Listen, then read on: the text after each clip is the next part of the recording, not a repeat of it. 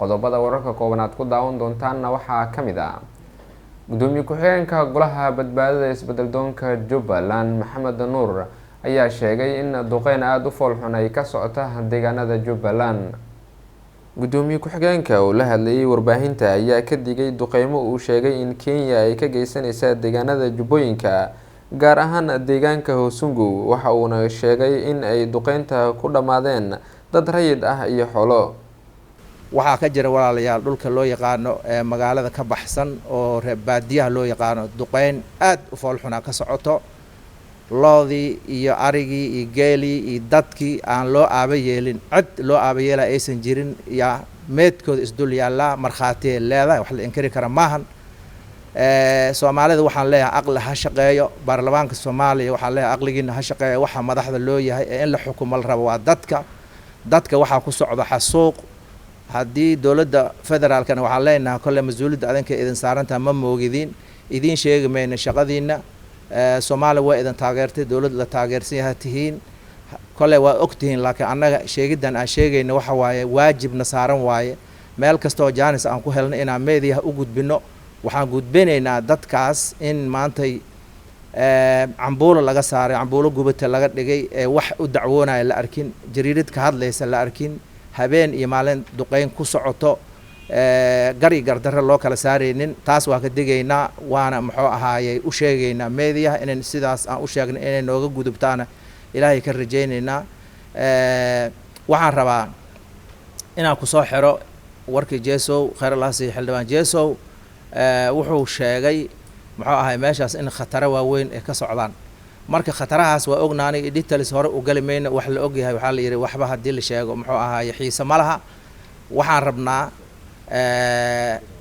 rabnaa meeshaas dadka ahalka u ahaa dadkan hadda ugu hareereysan salaadiintoodii iyo madaxdoodii way ugu hareereysan yihiin waa ujeedaan jaaniska in la siiyo dadka dalka u qalmo ee dadka waddankaas inay xukumaan u qalmo waa dadkan. maxaa yeelay waa dadkii iska lahaa xoolaha waa dadkii iska lahaa beeraha waa dadkii iska lahaa guryaha waa dadkii iska lahaa magaalada. haddii dad aana u naxayna meesha la keeno noocaas shaqada noocaas oo kaleentooda ka dhacayso laakiin in unbay sii socon doontaa. laa taqnaduu min raxmatillaahi ina raxmatullaahi qariiba min almuxsiniin. ilaahay naxariistiisa ka quusan mayna kana dacwoon mayna wax ilaahay soo garab qaada ma jiro. laakiin waxaan rabnaa inaan indhaha ku hayno yooma min al ayaamina aanan dhaafi doonin oo maxkamadaha adduunka aan la tiigsan doono dadkeena sidaas u xasuuqaayo maalinna aanan ka yeeli doonin iskana qaba doono haddii ilaahay yidhaaho. gudoomiyaasha baarlamaanka Soomaaliya iyo Djibouti ayaa maanta ku wajahan magaalada Baydhabo. wafdi ay hogaaminayaan gudoomiyaasha baarlamaanka Soomaaliya iyo Djibouti ayaa maanta ku wajahan magaalada Baydhabo ee caasimadda ku meel gaarka ee maamulka Koonfur Galbeed halkaasi oo si wada jir ah ay uga qayb galayaan furitaanka kulanka baarlamaanka dowlad goboleedka Koonfur Galbeed.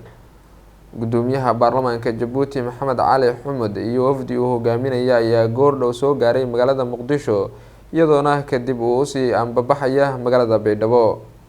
booqashada wafdiga uu hogaaminayay gudoomiyaha baarlamaanka Djibouti ayaa qaadan doona dhowr maalmood isagoona ka qayb gali doona kala fadhiyada baarlamaanada federaalka Soomaaliya iyo kan Koonfur Galbeed oo toddobaadkan furmaya.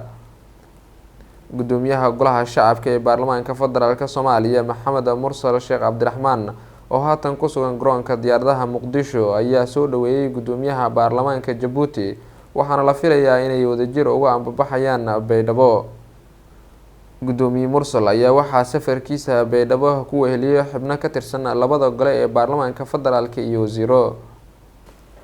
ammaanka magaalada Baydhabo ayaa si weyn loo adkeeyay iyadoona maalinkii shalay ahayd uu gaaray madaxweynaha Koonfur Galbeed iyo wafdi uu hogaaminaya oo ku sugnaa muddooyinkii dambe magaalada Muqdisho. howlgalla miina baaris ah ayaa ciidamada militariga ka wadaan inta u dhaxeysa Balcad iyo Jowhar.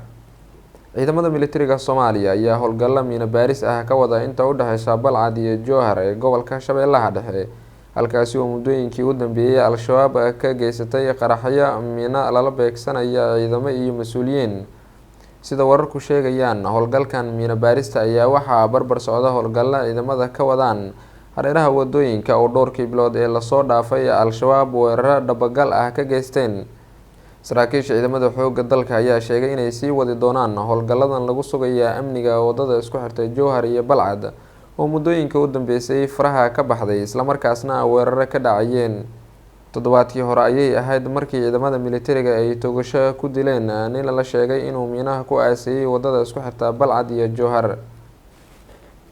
bal markaana gabagabada ayaan isla soo gaarnay. wiil dhalinyaro ah oo wax ku bartay magaalada Muqdisho ayaa shaqo ka codsaday madaxweynaha Soomaaliya iyo waliba ra'iisul wasaaraha.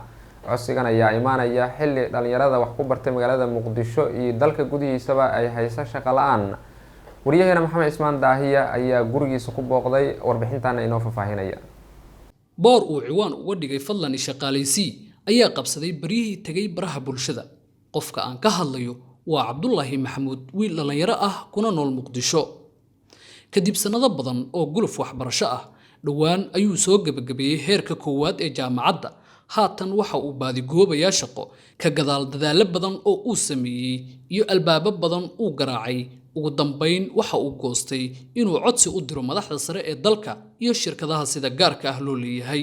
waxaan ku booqday hoygiisa, waxaana ugu horeyn weydiiyey jawaabihii uu ka helay baraha bulshada kadib boorkiisii shaqadoonnimo ee uu ku shaaciyey. waxaa jirtay caqabado badan oo soo wajahay dhanka waxbarashada markii la eego. markii waxbarashadii la daala dhacay oo la kufay oo hamigaygu wuxuu ahaa markaa heer jaamacadda dhameeyo kale inaan shaqo helayo, noloshu ay qurux badnaan doonto oo heerka waxbarashada ka soo gudbay iyo dhibka la soo maray macnaha in dheef iyo wada kale ay furmi doonto, laakiin ma aysan noqon sidaas. lamida haddana ma jeclaan in baraha bulshada aan hor imaado iyo dadka oo aan shaqo ka codsado. su-aasha ugu badan oo ay soo weydiiyeen dadku shaqadoone Cabdullaahi ayaa ahayd meeyay dadkii kugu matalayay siyaasadda. jawaabtan ayuuna uga warceliyey sida uu ii sheegay. macnaha qofba qof uu ku tiirsan yahay sida saxda ah. haddana anigu ma ka fiirinaynin wasiir aan leedahay iyo xildhibaan aan leedahay, waayo dad badan uu xilal u hayaa oo dad badan uu matalaa. marka la eego inuu ani matala marka laga soo tago waa qof baarlamaan xildhibaan markii la dhaho, wasiir markii la shaqo badan ahay. haddana markaad maanta ka codsato waxaa laga yaabaa in muddo badan uu iskaga dawareejiyo oo waxaa igala qurux badnaata marka in maadaama qof xil Soomaaliyeed oo dad Soomaaliyeed dhan u ahay in qofka ani matal aanan aadin aan aado madaxda dalka oo iyaga dhan nabada matala kambaniyada Soomaaliyeed oo si Soomaalinimo ah wax lagu qabto, si Soomaali aqoonteeda lagu shaqaaleysiyo. rumoobidda riyadiisa shaqadoonnimo ma xuma. Cabdullaahi rajo fiican ayuu qabaa in codsigiisa ay ka jawaabaan madaxda sare ee dalka. inta badan dadku waxay lahaayeen laguma soo jawaabayo, amni ahaan ma u baqaysid, amni ahaan oo nafsadaada sidaan waaye, laakiin uma joojinin oo waxaan rajeynayaa in madaxda dalka iyo dadka Soomaaliyeedba inay garab isiin doonaan. ka hor qaadashadiisii go'aankan ah in uu shaqo weydiisto madaxda dalka, waxaa jiray fursado kale oo isku dayay inuu abuuro Cabdullaahi sida uu ii sheegay. waan isku dayay inaan xitaa anigu qudeyda aan ganacsi xitaa sameeyo oo waxun inkastoo ii suurtageli weysay oo haddana wiil dhalinyaro ah oo xitaa waxbarashada jeebkiisa inuu iskaga dhiibo ama marba meel la daala dhacay aan ahaa. waan isku dayay xitaa inaan ganacsi abuuro maskaxdeyda ashiro, laakiin ma ii suurtagelin. ugu dambeyn madaxda sare ee dalka ayuu u diray fariin mudan mar uun in ay milicsadaan maadaama uu soo maciinbiday. waan rajeynayaa madaxweynaha iyo ra'iisul wasaaraha, gudoomiyaha gobolka Banaadir iyo maamada wasaaradda sportska dhalinyarada haysa ee maamo Khadiijo oo maamo aad u dadaal badan ay tahay in ay muuqaalkayga haday daawadaan ama la gaarsiiyaba feedback ama jawaab ay soo siin doonaan. sidaas mar walba rajeynayaa. xilliyo u qaraar xamar oo ay xaalado adag la daala dhacaysay ayuu ku soo dhaxin baaray qalin iyo buug. mudnaantiisuna waxay ahayd inuu gurto miraha geedkii uu sida adag ku beeray, laakiin ma noqon.